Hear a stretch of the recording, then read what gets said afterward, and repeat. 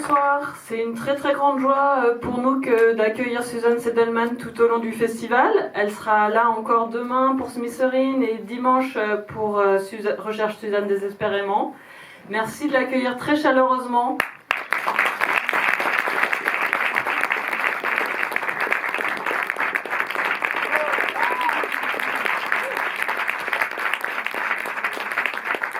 Anaïs Duchet à la traduction.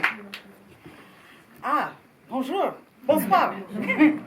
I'm sorry I have notes, but I'm a little jet-lagged and I have a lot of things I wanted to say and I was afraid I would forget them. So J'ai pris des notes, vous me pardonnerez, c'est le jet-lag et aussi je voulais dire tellement de choses que j'avais peur de les oublier.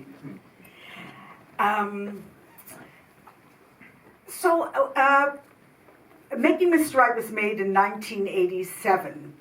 And it was intended as a sci-fi romantic comedy. But really, it was a movie it was a satire about the power relationships between men and women. Alors, c'est un film qui date donc de 1987 et je l'ai voulu comme une comédie romantique de science-fiction, mais c'était réellement une satire sur les rapports hommes-femmes. At its heart, it's really a Pygmalion story, but with a twist where I reverse the roles. Because usually in a Pygmalion story, like My Fair Lady or Pretty Woman, or even Hitchcock's Vertigo, it's usually a man who is perfecting his idea of the perfect woman. And I decided to kind of flip that myth around. Et donc c'est une histoire de Pygmalion, mais dans laquelle j'inverse les rôles, parce que dans des films typiques de ce genre, comme My Fair Lady ou Pretty Woman ou Vertigo, j'ai oublié le titre français bien sûr qui m'échappe, que vous aurez retrouvé, c'est vraiment l'homme, c'est un homme qui peaufine l'idée qu'il a de la femme parfaite. Et là, je fais l'inverse. It's also a screwball comedy. I love screwball comedies from the 1930s and 1940s. And the reason, take these off. I can't see you now, but it's okay. The reason I love screwball comedies is because back then they gave women such great roles. Women could be smart and funny, and they could battle it out with the male co-star in very interesting ways.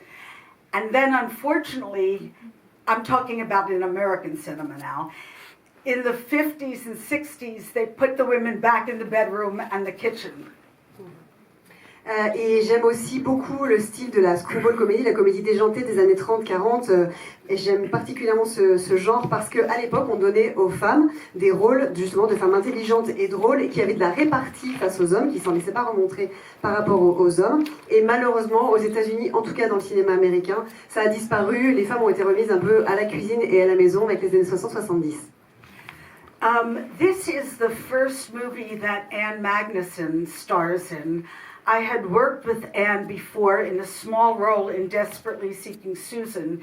If you've seen that movie, she plays the cigarette girl at the Magic Club. Mm-hmm. But there was something about her that I loved. And for me, it's always interesting to work with people in new ways or discover new talent.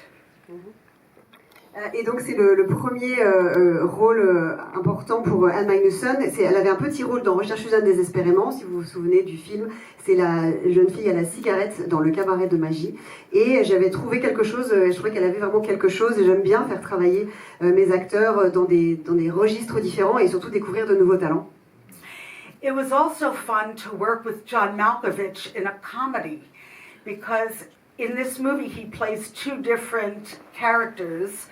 Like Frankenstein a little bit. He plays the scientist who creates the android, the misogynist scientist, and the innocent android.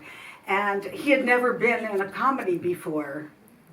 Et j'ai adoré aussi diriger John Malkovich dans une comédie, dans ce registre-là. Il joue deux personnages diamétralement opposés, vous allez voir. Donc un peu comme un Frankenstein, qui à la fois le savant misogyne qui le crée et l'androïde très ingénu, innocent qui le crée. And it's interesting. I'll be honest, when this film came out, it had mixed reviews. And I hadn't watched it on a screen in about 30 years because it kind of came out and then for 30 years it disappeared.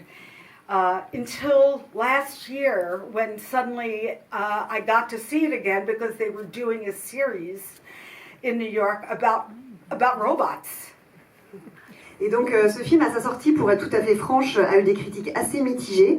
Je l'avais pas revu depuis 30 ans, j'appréhendais un peu de le revoir et il avait un petit peu disparu des écrans pendant 30 ans et jusqu'à l'an dernier où un cinéma new-yorkais a fait une thématique sur les films sur les robots. And it was really gratifying for me to see it again because I realized that it kind of felt more modern now than when I made it 35 years ago, because back then no one was talking about AI. And in fact, people said, what kind of love story between a woman and an android? A lot of people didn't understand that idea. And I think today audiences do understand, because our relationship with technology, particularly artificial intelligence, has changed so much over the years. Et en fait, je me suis rendu compte en le revoyant que c'était une expérience relativement gratifiante parce que le film me semble plus moderne aujourd'hui qu'il était à l'époque, bizarrement, parce qu'à l'époque on parlait très peu d'intelligence artificielle et que finalement les publics qui l'ont vu à l'époque, une relation entre une femme et un androïde, on ne comprenait pas vraiment l'idée qu'il y avait derrière, alors qu'aujourd'hui les publics qui peuvent le voir aujourd'hui peuvent mieux comprendre parce que notre relation à la technologie a tellement évolué. So I hope you enjoy it, and I hope you appreciate John Malkovich's performance because he's a very good physical comedian. Et donc j'espère que le film va vous plaire et que vous apprécierez particulièrement le jeu de John Malkovich, qui est en fait un acteur de comédie excellent avec un jeu très physique. One final thing I'll say about the style of the film. I had made 2 movies before this that were set in New York, so I decided this was my 3rd movie, I wanted to go someplace different with a different color palette.